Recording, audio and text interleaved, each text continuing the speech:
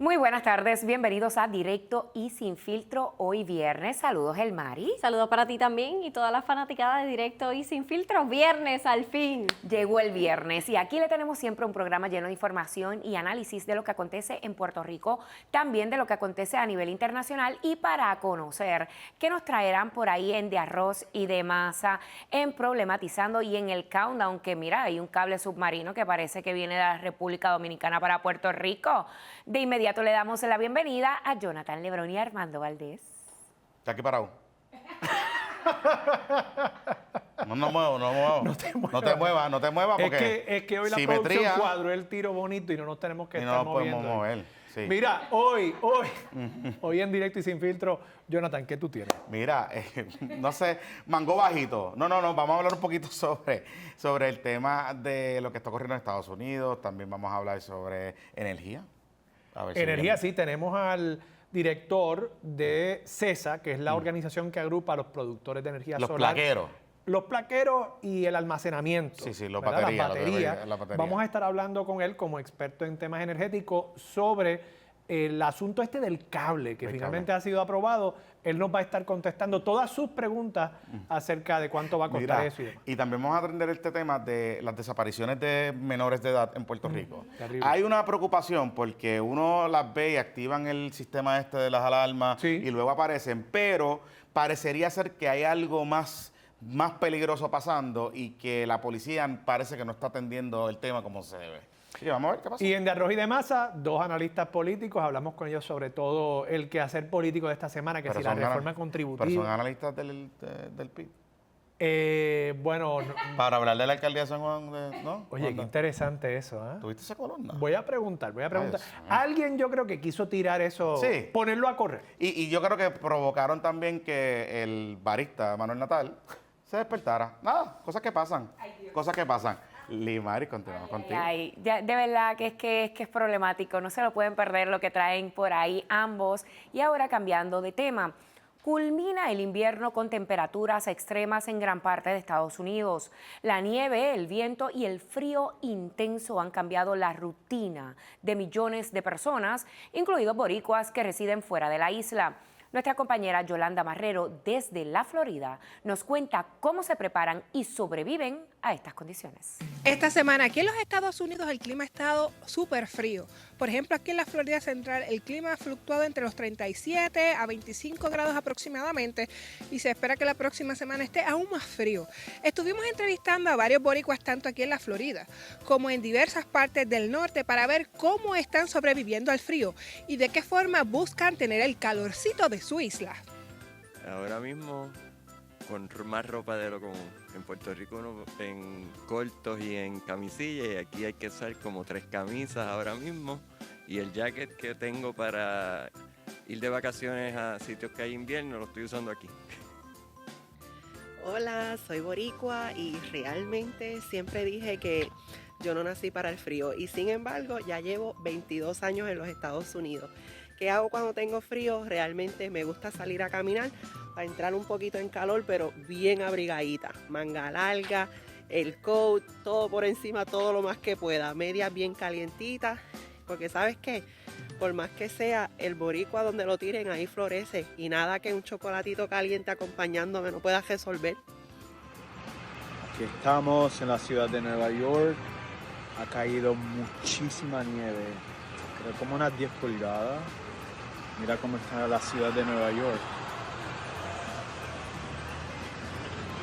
Pero yo, adentro, afuera, no me coja nadie. Hola, yo aquí una boricua del calor sobreviviendo a esta nieve con cafecito en mano que me salva. La adaptación es cuestión de actitud y el boricua se adapta donde sea y como sea y nada que el cafecito no pueda resolver. Bueno, como todos los puertorriqueños utilizamos nuestro carisma para hacer conexiones donde quiera que estemos. Y gracias a eso hemos hecho amistad con los vecinos y ellos nos han ayudado a limpiar toda la nieve que cayó anoche. Horrible. Y hoy a -15. Pero mira, con el cafecito que no puede faltar. Yo en lo personal utilizo el heater de la casa para mantenerla caliente y si tengo mucho frío me meto y me doy una ducha de agua caliente. También quiero recordar que no solamente nosotros sufrimos frío, sino también nuestras mascotas, como tengo aquí a Luna empaquetadas, como dicen en Puerto Rico, para que no sufra frío. Así que recuerden también protegerlos porque ellos son parte de la familia. Soy Yolanda Marrero Girot para ABC Puerto Rico. Ay, ay, ay, el frío ha estado bien difícil. Ese Gelmari. frío se veía pelú y quien mencionó 15, menos 15. Ay, ay, ay. Así Está que complicado. si usted tiene pensado viajar a los Estados Unidos, mire, un buen abrigo y pa'lante a disfrutar. Abríguese bien. Ahora nosotras estamos listas para pasar a De Arroz y de Masa con Armando Valdés. Hoy en De Arroz y de Masa me acompañan, como todos los viernes, Cristian Arbelo y Miguel Rodríguez, ambos abogados y analistas políticos. Tenemos mucho tema que discutir, así que vamos rapidito con esto. Nepotismo en la legislatura. ¿Por qué en la legislatura hay esta regla absurda de que uno al año no hace daño? O sea, un familiar está bien, si fueran dos, no, ya eso no se permite. ¿Por qué? ¿Por qué los legisladores se les exceptúa de las normas que le aplican a todos los demás funcionarios de gobierno? Hay funcionarios que han sido referidos a la Oficina de Ética por leyes creadas precisamente en la legislatura porque han pretendido contratar a un familiar. Esa regla que en la legislatura se aprobó para todos los demás funcionarios del gobierno no aplica dentro del Capitolio. Miguel. Mira, Armando, yo creo que la legislatura es todo un tema que se debe discutir y es saludable que se discuta a la ciudadanía. Ahora bien, yo creo que un análisis que no se ha dado mucho es la posición que ha tenido el comisionado residente con este tema. Yo creo que es un impacto que tiene intrapartido. Pablo José hizo una campaña diciéndole al electorado que analizaran su resumen, no su apellido. Esa fue la campaña del comisionado residente. Y muy bien, y estoy totalmente de acuerdo. Él no le está dando el mismo cariño, como uno puede decir, a sus senadores. A José Luis Dalmau, que tiene a su hermana hace 20 años, que no hay ningún señalamiento de la hermana. Es legal en la legislatura.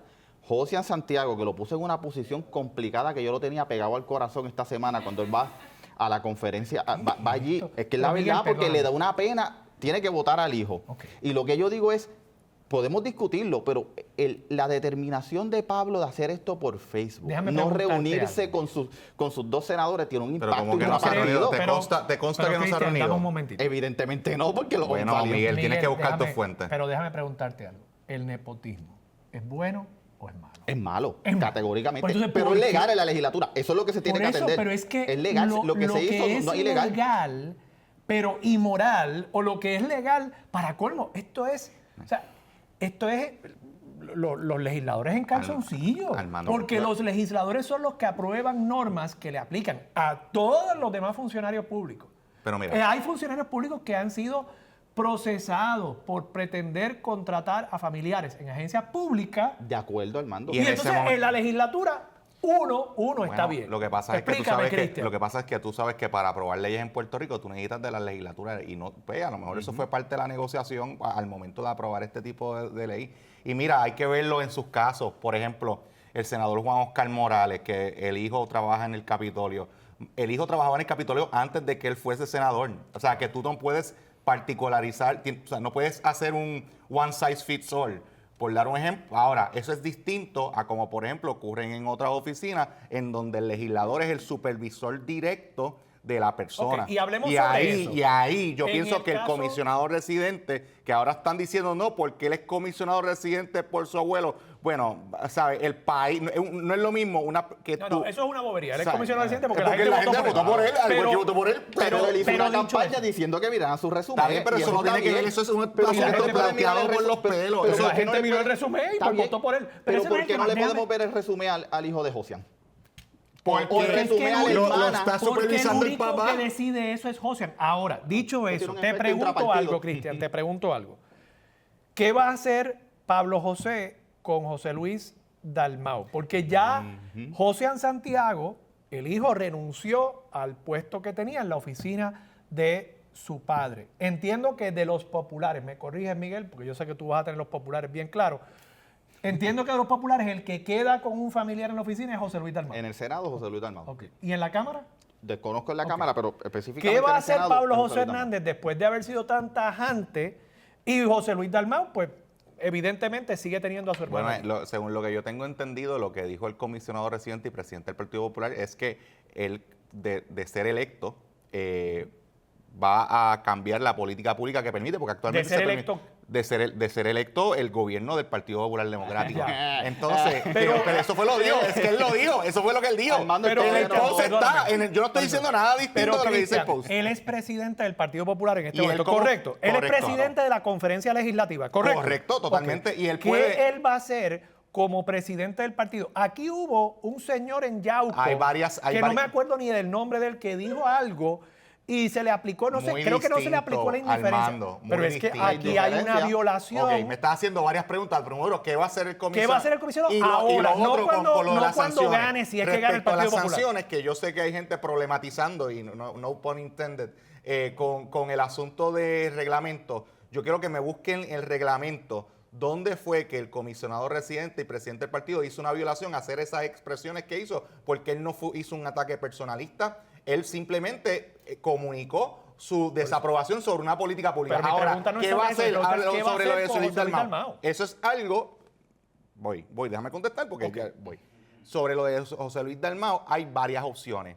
Yo estoy de acuerdo contigo en que una de las situaciones es que él es el presidente de la comisión de la conferencia legislativa y por ejemplo una de las propuestas que por ejemplo el profesor Ángel Rosa comunicó es que para las próximas elecciones las personas tienen, si quieren ser candidatos dentro del Partido Popular, tienen que suscribir unos compromisos y dentro de esos compromisos es precisamente el no emplear familiares. Eso es una alternativa que tienen. Otra alternativa que tienen es no esperar a hacer gobierno. Desde ahora, los legisladores pueden presentar medidas para atender lo que es la preocupación del comisionado residente. Y la tercera opción le toca también a los electores que vayan a las primarias. Y ahí yo te aseguro a ti. A teatro, Cristian. Sí, es que- No, es que diciendo claro, que se limpie a José Luis Dalmau. Bueno, mira, Miguel, déjame explicarte algo. Porque yo sé que tú me dices, déjame explicarte algo para que tú tengas bien consciente. ¿Por qué tú crees que hay gente que está preocupada un poco con la entrada de Olvin Valentín? Va a haber un ejercicio O sea, primarista. tú estás diciendo que José Luis Dalmau Está le teme a Olvin Valentín en esa papeleta. Porque es el Yo candidato a presidente del estoy Senado diciendo de... que los que fueron, por ejemplo, a Fitur y los que por ejemplo, tienen empleados en su oficina, pues eso es algo que el presidente del Partido Espérate, Popular espérate, pero va a comunicar. no te metas con Connie Varela porque está buscando los mejores aviones para el vuelo de Iberia a Madrid. Una carta que se Con eso no te perdóname, metas. Armando, una carta que Con se eso no te metas. Una Y Mari está conmigo. Está bien. Y tú también. Y tú también. Nos consta. Nos consta. Mira, vamos a pasar a otros temas. Juan Dalmau para la alcaldía de San Juan. Yo no había oído de este supuesto rumor que está corriendo por ahí, pero Leo Aldrich en una columna en el periódico El Nuevo Día tiró ese bombazo. Y entonces de pronto ahora se está discutiendo la posibilidad de que Juan, casi adoptando una estrategia tipo AMLO en México, primero aspire a la alcaldía de la capital para 4 años después potencialmente aspirar a la gobernación de Puerto Rico. ¿Cómo ustedes lo ven, Miguel? Vamos a comenzar contigo. Mira, esa es la pesadilla del partido, ese es el sueño del Partido Popular para que no corra la El gobernación. sueño del PPD. Claro, porque Pablo, si es que decide correr, porque pues no sabemos cuándo se decida, cuando si decide correr, pues la tiene más fácil. Él piensa que la tiene más fácil si Dalmau no corre para... O sea, que tú crees que esto lo han puesto a correr los populares. Pues claro, Mira, claro que qué sí. interesante. Eso es una estrategia de los populares para ver si Cristian, corre. ¿por qué tú pusiste eso a correr? Primero que yo no puse eso a No, correr. No, es que eso es lo que dice Miguel. Bueno, pero Claro. allá él, eso es lo que él dirá. Pero yo te voy a decir algo, Armando. Yo pienso que el problema que hizo Calixto Negrón con esta expresión, porque lo que causó la columna de Leo Aldrich fue precisamente que el portavoz del PIB y de Juan Dalmau respondiera con otra columna, es que va a interpretar... Pero la columna de Calixto fue primero o después. Después y en respuesta a la de Esa Leo. no la he leído. Pues, ¿Dónde salió esa? En el mismo medio, no le voy a dar pauta, en el mismo medio donde respuesta. donde tú publicas también. Por eso no Exacto, sé, pues no ahí veo, mismo. Entonces, Pero no fue en el impreso. yo entiendo que fue en el Yo impreso no lo he o en visto el en el pues, impreso. Bueno, está verifícalo. bien, olvídate. El punto es que el Calixto Negrón básicamente confirmó que Juan Dalmau va para la gobernación sin Claro. negociación con Victoria Ciudadana y a mí entonces lo que yo creo que hay que problematizar es el asunto de cómo interpretará Victoria Ciudadana que mira, Ya lo que le dimos de la alcaldía de San Juan, eso es Mira, pero peanuts. ¿con quién Nosotros tú lo que negocias? queremos es la gobernación. ¿Con quién tú negocias en Victoria Ciudadana? Claro, ¿quién está allí? ¿Quién queda? ¿Cómo? Quedan. Pues ustedes se llevaron ahí a Olvig ahora. Ya no tienen comisionado electoral. Y manténganse en sintonía. Bueno, manténganse así. ¿Vienen Oh, más? Pues claro que vienen ¿Pesos más. pesados? Bueno, yo no sé si... Yo no soy gordofóbico aquí. No. Chico, pero tú sabes, no te pongas con Mire, esa. Es que usted no vienen mantenga- pesos pesados, lo más que tenían era Ay, orden. Miguel, como diría un amigo tuyo, duérmete de ese lado y tendrás un triste despertar. Gracias a ambos por estar disponibles para De Arroz y de Masa. Pasamos con Limari Suárez. Es momento de una pausa, pero al volver en directo y sin filtro, pocos lo saben, pero está probado. Un cable submarino para transferir electricidad a Puerto Rico recibió luz verde federal durante la administración de Donald Trump. ¿Qué significa esto para el sistema eléctrico y para tu factura de luz? Lo analizamos en el Countdown. Y hablando de Trump, un expresentador de CNN termina arrestado por cubrir una protesta, libertad de prensa o intimidación del gobierno federal. Lo discutimos en breve en El Papelón. Pero antes, en Problematizando, ayer supimos de 2 jóvenes desaparecidas que aparecieron sanos y salvos y, de hecho, toda la semana usted recibe a través de su celular notificaciones de que se ha desaparecido alguien. Pero no todos los casos terminan así. ¿Qué pasa cuando nadie regresa? ¿Qué se está haciendo para encontrar a estos jóvenes que no vuelven a casa? Lo problematizamos al regreso.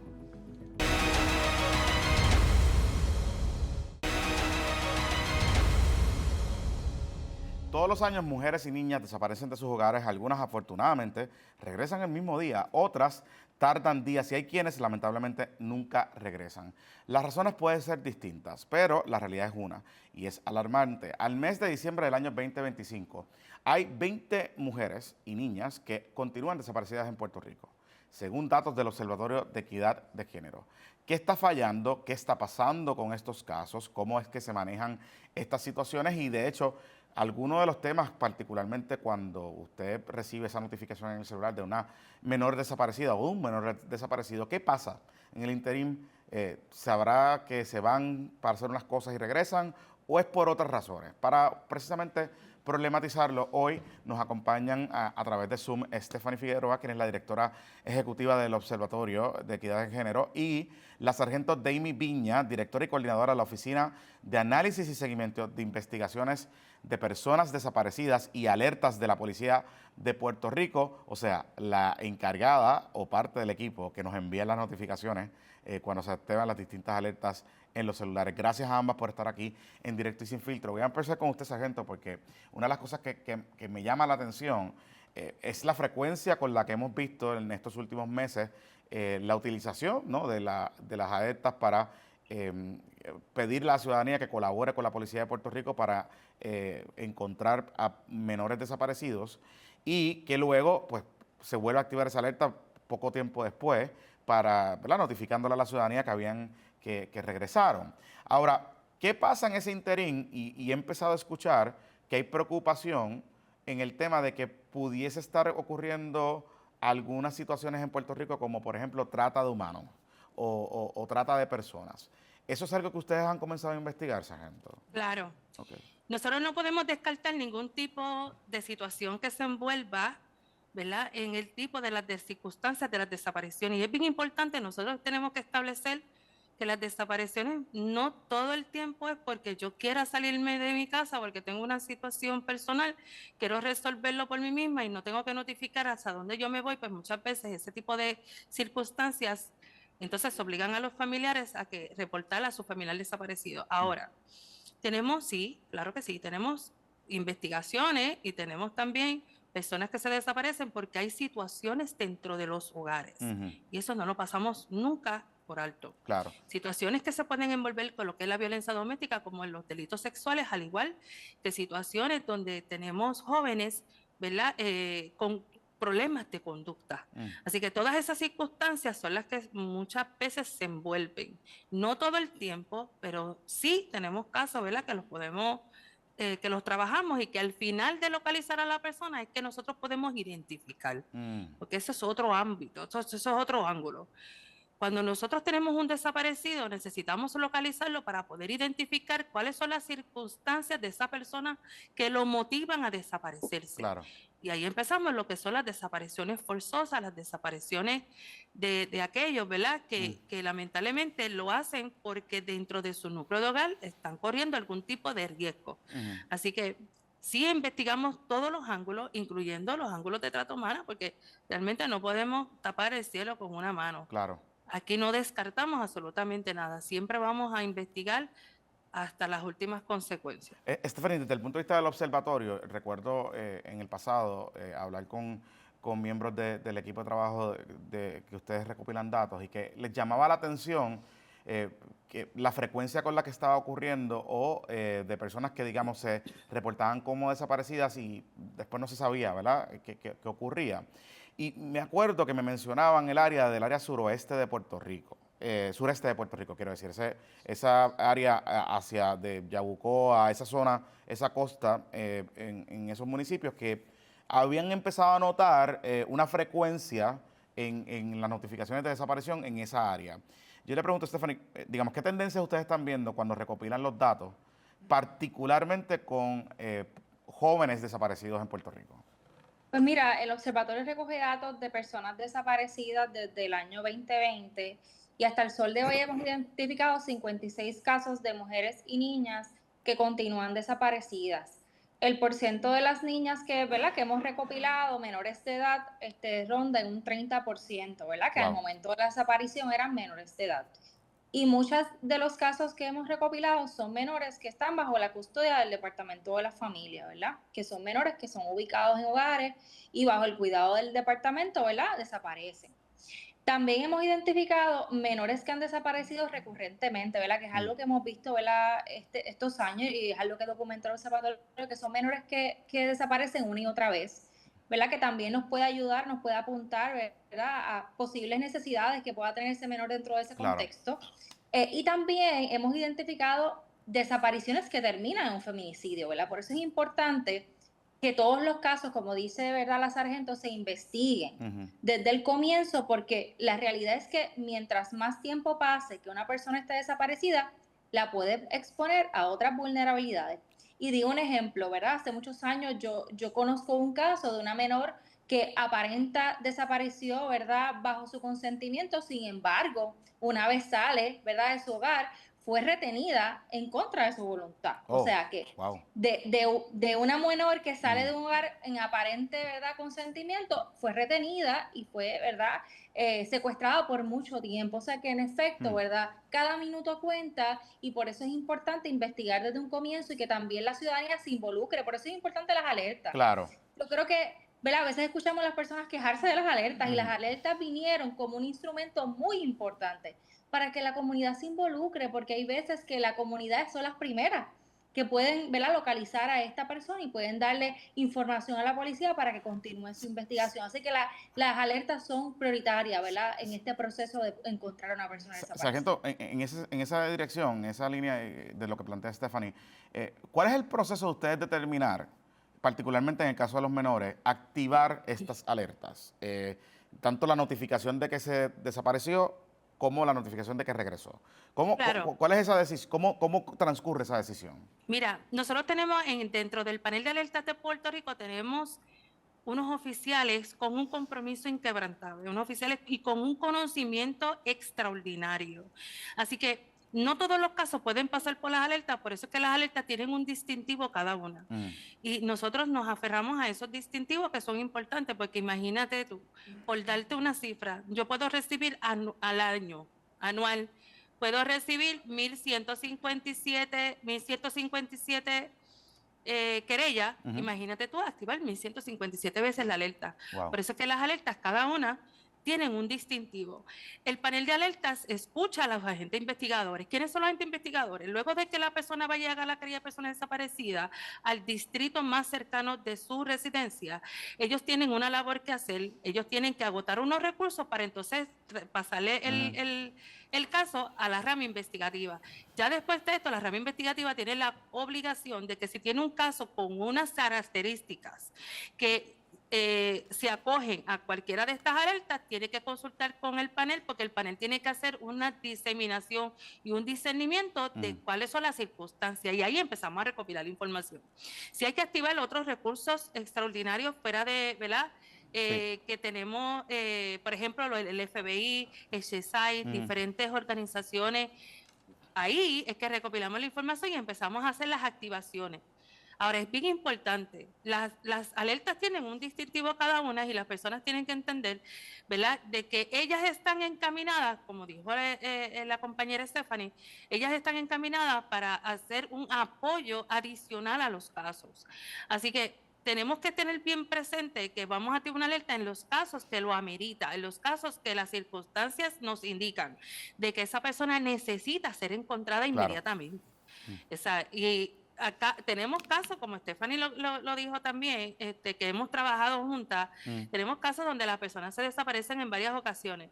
Pues ya hay unas circunstancias y hay unas cositas que lo vamos a hacer y lo vamos a investigar. Claro. Todas se investigan, pero distinto. Sargento y Stephanie, gracias por haber estado con nosotros aquí en Directo y Sin Filtro y ponernos en contexto esta situación, porque hay que estar bien pendiente y no perder de perspectiva lo que está ocurriendo con nuestros jóvenes y menores. Precisamente quería aprovechar estos minutos. En estos días hay otro caso de maltrato que se ha registrado en Toa Baja y que honestamente los detalles me han dejado sin palabras en estos últimos días de cómo un padre permitió ese abuso con su hija en ese hogar. Pero algo me llamó de la atención de ese caso, que es repetido de lo que vimos también en Canóvanas con los menores que fueron encontrados en aquella intervención de la Policía de Puerto Rico por drogas y en otro caso en Carolina. Es que todos estos menores estaban de alguna manera u otra interactuando con nuestro sistema de educación y que a la misma vez nadie se dio cuenta que algo estaba pasando por alguna razón. Cuando hay un mandato específico bajo la ley orgánica del Departamento de Educación de que si usted ve algo o si usted se da cuenta de algo, ocurra y comience un proceso de dirigir o identificar qué potencialmente puede estar pasando en ese hogar y que nos dirigir a los recursos para brindar ayuda a esos menores y a esos jóvenes. Y me llama la atención porque se ha estado discutiendo en estos días un nuevo sistema de identificación estudiantil que quiere implementar el Departamento de Educación y los gremios magisteriales han levantado serias reservas con la implementación del sistema porque ellos plantean que el maestro ya pasa lista del estudiante. Pero aquí tenemos varios casos, otro caso más, de otra estudiante que nadie se dio cuenta que llevaba meses fuera sin ir a la escuela. Nadie se dio cuenta que algo estaba pasando y que alguien parece que o vio pasar lista o no pudo el sistema que está actualmente en el departamento identificar que había un patrón de ausencias prolongadas. Quizás este no es el sistema que tenemos que implementar, pero algo no está ocurriendo en nuestro sistema de educación, que es la primera línea de defensa para poder identificar menores en riesgo, menores que puedan tomar la decisión de desaparecerse o no, y de poder estar enfrentando situaciones de riesgo como la que estamos viendo en este caso de Toa Baja, y que necesitamos herramientas adicionales tecnológicas que ya están disponibles para poder saber identificar estos patrones y dirigir a la ayuda a estos menores y evitar estos casos. Ojalá que podamos poner a un lado las exigencias magisteriales o de los gremios y poder tener un sistema que nos ayude a identificar menores en riesgo en nuestras escuelas y instituciones de educación en Puerto Rico. Continuamos con más en Directo Sin Filtro.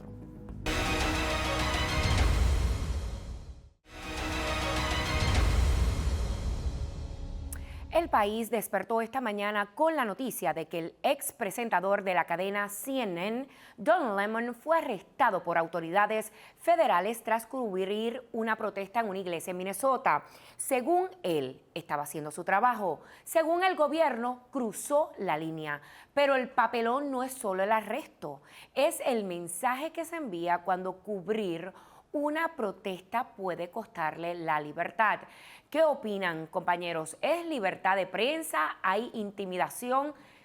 ¿Cómo ven todo lo que sigue aconteciendo en Estados Unidos?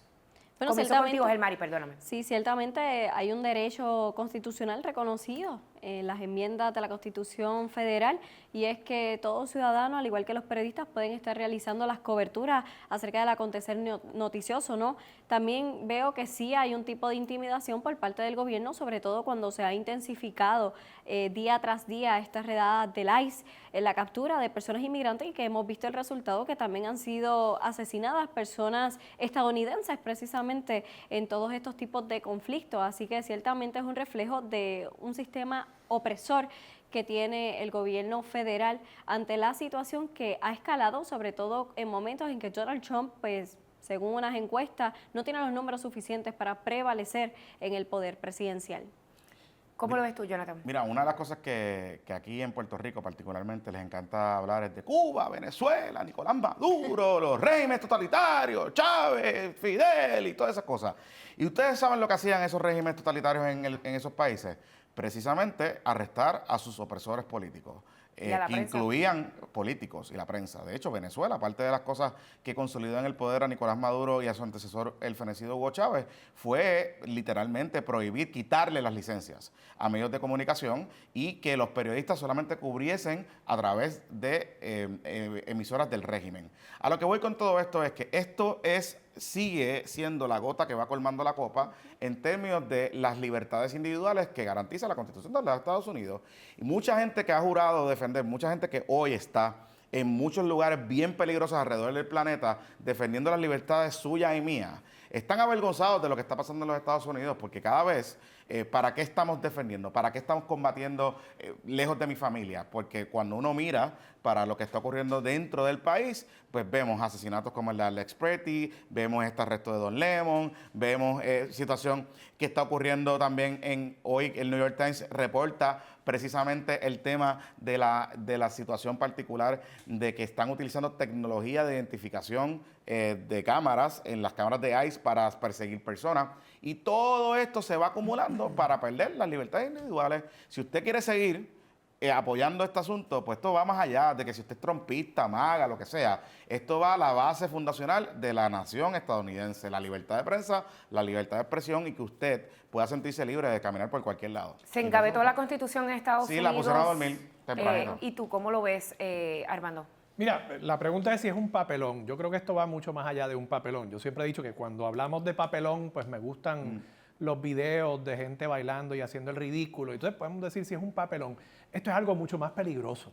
Claro. Estamos hablando de un ataque frontal contra derechos básicos. Y yo creo que es importante también señalar que aquí hay que ver la diferencia entre un tipo de ataque y otro. Miren que los republicanos y los conservadores de derecha hablaban de la famosa cultura de cancelación. Bueno, pues ahora estamos ante no una cultura de cancelación, sino ante el poder del arresto para pretender entonces limitar el acceso del público a información, que también está cobijado bajo la primera enmienda. Fíjense cómo los republicanos hablaban del derecho a portar armas. Y un ciudadano que estaba portando un arma legalmente, para la cual tenía permiso, fue asesinado por autoridades federales, y el presidente dice, bueno, es que él no debió haber tenido un arma. Entonces, a lo que llegamos es que realmente en esta derecha trompista, y yo creo que hay que hacer esa distinción entre la derecha trompista y la derecha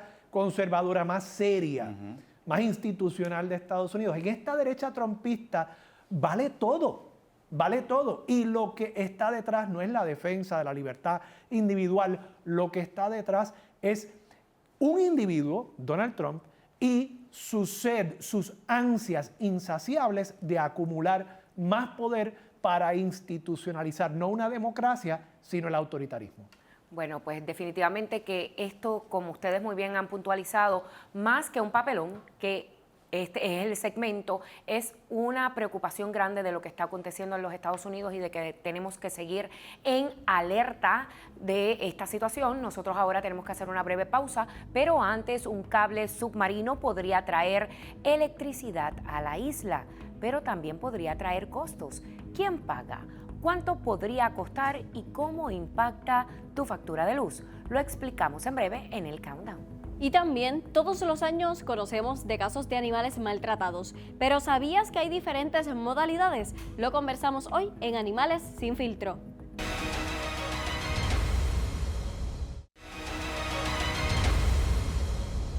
El presidente de Estados Unidos aprobó un cable submarino que desde República Dominicana traerá electricidad hacia Puerto Rico, una decisión que abre la puerta a la independencia o la dependencia energética, costos millonarios y más preguntas que respuestas. Para explicarnos cuán beneficioso o no sería este cable para la isla, nos acompaña Javier Rúa, principal oficial de política pública de la Asociación de Energía Solar y de Almacenamiento de Puerto Rico. Javier, gracias por estar con nosotros hoy aquí en el Countdown. Tenemos 7 minutos para que tú nos contestes las preguntas más importantes acerca de este tema. Comencemos con el cable. ¿Es factible, se plantea que el cable estaría ya en operación para el 2031 y que sería una manera de alimentar energía a Puerto Rico? Primero, factibilidad y segundo, costo.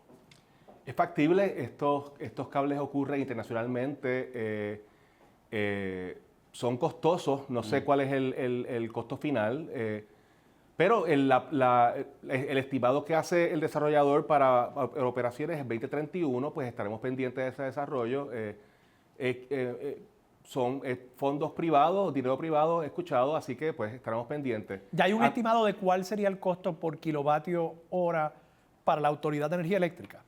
Mira, no estoy totalmente educado sobre el tema. Yo te diría que es parte, yo creo que alinea con políticas públicas federales, yo creo que alinea con la necesidad de Puerto Rico de energía. A mí me gustaría que el país se enfocara más en mangos bajitos a corto plazo, porque la emergencia eléctrica es ahora. ¿Pero como cuáles?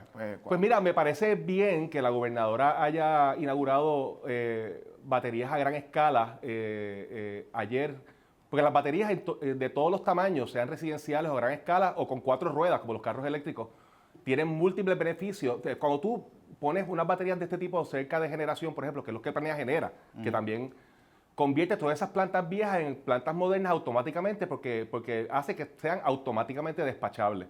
Además de múltiples otros servicios que dan las baterías de control de voltaje y de integración de renovables por el día para despacharlos por la noche. Y estas baterías pueden incluso sustituir las famosas Black Start, que son plantas costosísimas, que para que puedan comenzar a operar el costo de combustible es altísimo. Además, las baterías no son controversiales políticamente entre republicanos y demócratas en Estados Unidos. Tú tienes el llamado Big Beautiful Bill de Trump, que mató todas las políticas renovables, pero dejó intacto las políticas pro baterías, porque incluso las derechas y las derechas de fósiles y republicanos saben que le da nueva vida a las plantas fósiles. Claro, ¿Cómo se alimenta la batería para ellos? Correcto, y son buenas y son rápidamente construibles, están ahí, están en el mercado. Entonces, eso es un avance. También en cualquier país que se respeta a sí mismo, se construyen fincas solares rápidamente. Aquí no está pasando. Javier, pero te pregunto, porque es que cuando escuchamos estas discusiones, yo los escucho a ustedes en sin número de apariciones, y ustedes hablan de la cantidad de generación solar que ya está instalada entre techos, fincas, etcétera, comerciales, etcétera, y hablan de un número bien alto, pero entonces a la misma vez nos hablan de que hay problemas, o Luma y el gobierno, de que hay problemas de interconexión en la red. Entonces no sé si en la misma, utilizando la frase del mango bajito, si el mango bajito lo estamos construyendo, el mango bajito la gente lo está haciendo, pero ¿qué pasa entonces? ¿Que no está conectándose ese mango para comérselo el sistema? O sea, no, sin duda están conectadas. Okay. Hay 200.000 familias que han conectado solar con medición neta. Eso equivale a casi 1.5 gigawatts de energía, pero de 11 de la mañana como a 1 de la tarde. O sea, si tú le tiras una sábana a esos paneles de 11 de la mañana a 1 de la tarde, pues causas un apagón por falta de generación. Okay. Pero ahora, como todos esos sistemas residenciales se instalan con baterías, también las baterías están ayudando a evitar apagones por la noche. Tenemos sobre 1 giga también de baterías. Y este verano, que iba a ser el verano de los apagones, pues no lo fue por múltiples razones, pero incluyendo el dato de que Luma, en un programa muy progresista, muy positivo, llama a las baterías que controlan agregadores como Tesla, como Sunrun, se hacen estas descargas y certificadamente se evitaron 5 apagones por las baterías de la gente solamente en el verano, y todas las noches se mantuvo la red de estas son las llamadas Virtual Power Plants, ¿correcto? Correcto, ese es el nombre. ¿Cuántos de esos hogares que tienen placas solares y tienen baterías han accedido a participar de ese programa? En el último número es 81,000 hogares. Ok. Eso equivale como una capacidad potencial de como 500 megas. O sea, pero no estamos llegando todavía al 50% de los hogares que tienen paneles solares. Sí. Exacto. Va subiendo rápidamente, pero también naturalmente las personas quieren tener sus baterías en 100% y Claro. un tema de modificación de conducta. Sí, porque y la confiabilidad del sistema todavía y poco no está a poco ahí. se va exacto, haciendo. sí. Ahora, Ahora se le paga por esa energía, ¿verdad? A la pregunta de Jonathan, sí hay un desfase en cuanto al crecimiento de energía solar y la salud de la red. Hay que meterle chavos a la red de distribución. Que es el intake digamos, del sistema. Porque Usted me cuando corregirá. lugares con altísima penetración de renovables, que Puerto Rico no es uno todavía, pero cuando lugares como California o Dinamarca o Hawái hablan de lo que llaman en inglés hosting capacity, capacidad de hospedaje o integración, hablan de altísimas penetraciones de renovables intermitentes. En Puerto Rico, cuando Luma habla de hosting capacity, habla de que la red era un desastre antes de María, sigue siéndolo y no se ha arreglado nada. Así que sigue siendo una mala red. Hay que ponerla al día, hay que invertir en los alimentadores, porque siguen siendo tecnologías ahí que siguen extendiendo la vida desde los 80, algunas hasta de los 70. Javier, antes de que se nos acabe el tiempo, el proyecto de reforma contributiva, ¿qué sabes acerca de la dirección actual en cuanto al tema que se ha planteado sobre el IBU y los impuestos a los paneles solares? Pues mira, el impuesto propuesto es no solo a paneles, es a todos los equipos solares, baterías, paneles, inversores y todo lo relacionado, ventas y arrendamientos. Pero vimos una reacción legislativa inicial, esto lleva pocos días, pues parecen muchos días, pero son pocos días. Una reacción muy fuerte del presidente de la Cámara inicialmente, después del presidente del Senado también y después múltiples legisladores. Hemos visto una unidad casi universal en Cámara y Senado en contra de ese impuesto. Y hemos escuchado también a la gobernadora decir que está escuchando el tema del proceso democrático. Así que de lo que sabemos, es lo que se sabe públicamente, que se está evaluando en Cámara la reforma para aprobar alguna reforma, porque eso es justiciero, alguna redistribución de tasas contributivas, pero que no se financiaría ni en todo ni en parte con nuevos impuestos y menos un impuesto solar. Digamos, ¿qué alternativa, si alguna, se había explorado digamos, no eliminar la exención completa, pero a lo mejor establecer alguna tasa o algún tipo de contribución de ese sector al fisco del gobierno? Mira, se nos hicieron preguntas en vistas públicas en esa dirección. Nosotros, a la pregunta en general de propuestas de cómo solucionar la reforma contributiva del gobierno, nuestra contestación es, mira, el gobierno está diciendo que son 18 millones de dólares, pues eso no debe ser difícil de encontrar en ese universo de 550 millones o del presupuesto de Puerto Rico. No somos expertos en temas contributivos y no vamos a hacer propuestas de nuevos impuestos, punto. Sí, esa no es necesariamente la responsabilidad de ustedes, ¿verdad? Claro. Ustedes están defendiendo específicamente Pero que creo no que se le el país, imponga. creo que el país está de acuerdo con que hay que hacer algún tipo de retribución de tasa contributiva. O sea, pero no hay por qué necesariamente ir a donde un grupo que se le planteó un impuesto y decir, bueno, pero ¿cuál es la solución? Se ha dicho, y no sé cuánto ha trascendido en prensa, se ha dicho la idea de ubicar algunas cuentas de Puerto Rico, del gobierno de Puerto Rico, en bancos que den más rendimiento que los puramente locales, pero eso requeriría legislación y tendría otro proceso. Es complicado. Javier Rúa, muchas gracias por estar disponible para el Countdown. En breve yo regreso para darles mi perspectiva de hoy acerca de todo lo que está pasando en Minneapolis. 2 ciudadanos americanos asesinados a manos de las autoridades federales. Sobre eso hablamos hoy. Y también en Viernes de Animales Sin Filtro, ¿conoces algún animal que crees que está siendo maltratado, pero tiene dudas? Hay distintas modalidades de maltrato y las discutimos al volver.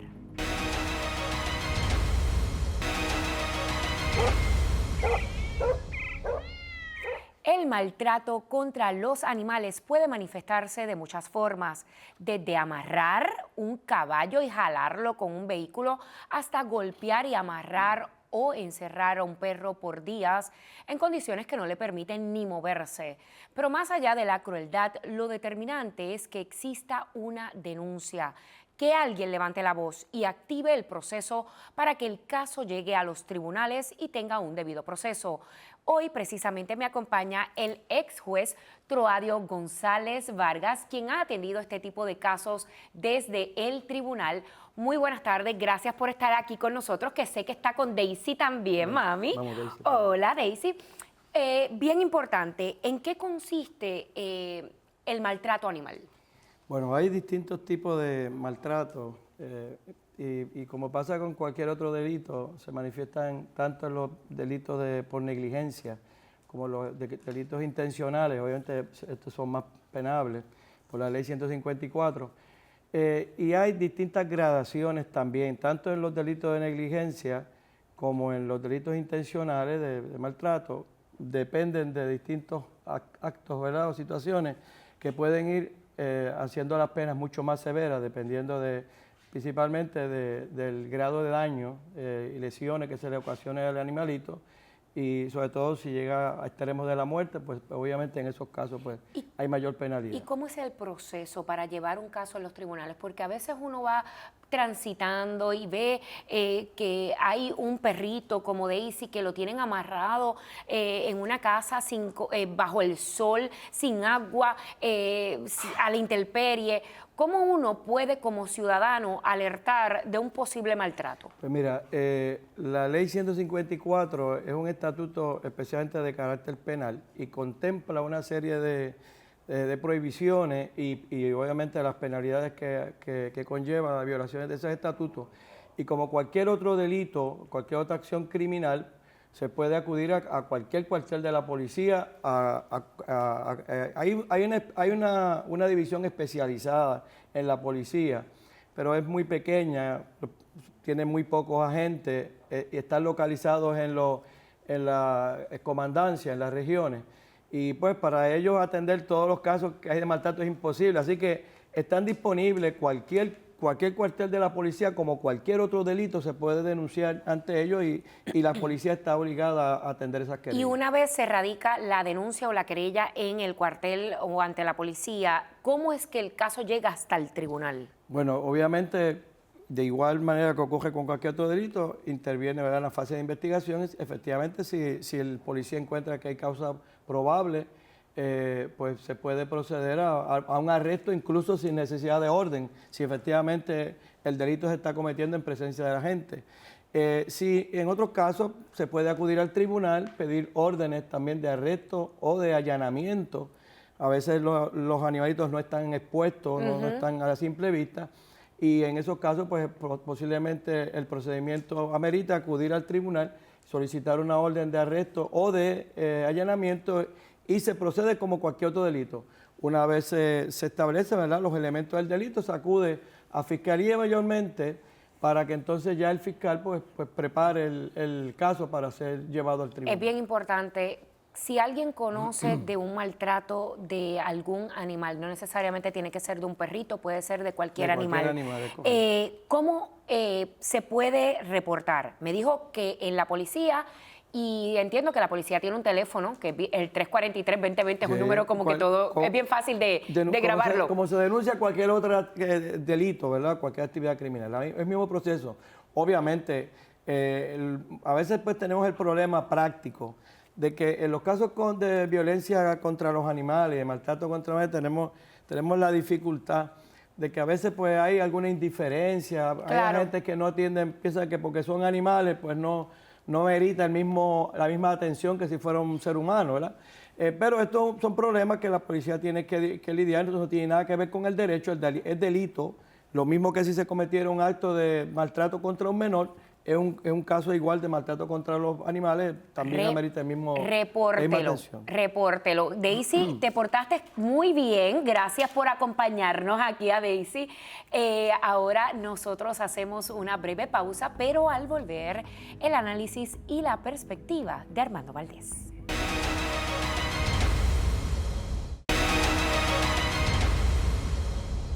El mes de enero cierra con 2 asesinatos, René Good y Alex Pretty, en la ciudad de Minneapolis, donde una operación de ICE, la agencia encargada de regular la inmigración en Estados Unidos, una operación se ha convertido esencialmente en una trifulca pública continua en la que muchos ciudadanos están saliendo a las calles a protestar. Pretty en particular era una persona, enfermero, que tenía un arma legal, enfermero de paso en un hospital de la Administración de Veteranos, empleado federal, y todos nosotros, fuimos testigos, vimos lo que sucedió en ese caso. Esto ha sido una campaña de terror por parte del gobierno federal en la ciudad de Minneapolis. Y ahora el gobierno federal quiere convencernos de lo que no vimos. Nosotros vimos a un ciudadano que luego de ser desarmado, 2 agentes federales le dispararon 10 veces mientras estaba en el piso.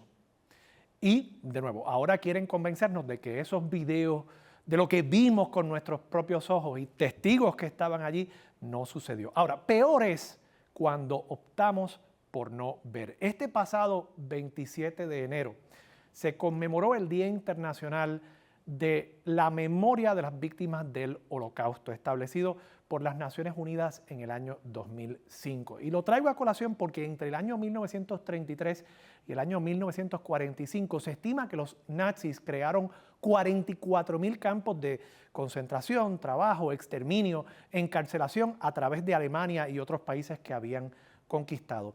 44,000 campos. Y aún así, después de la guerra, muchos oficiales, muchos alemanes decían que no habían visto lo que estaba pasando.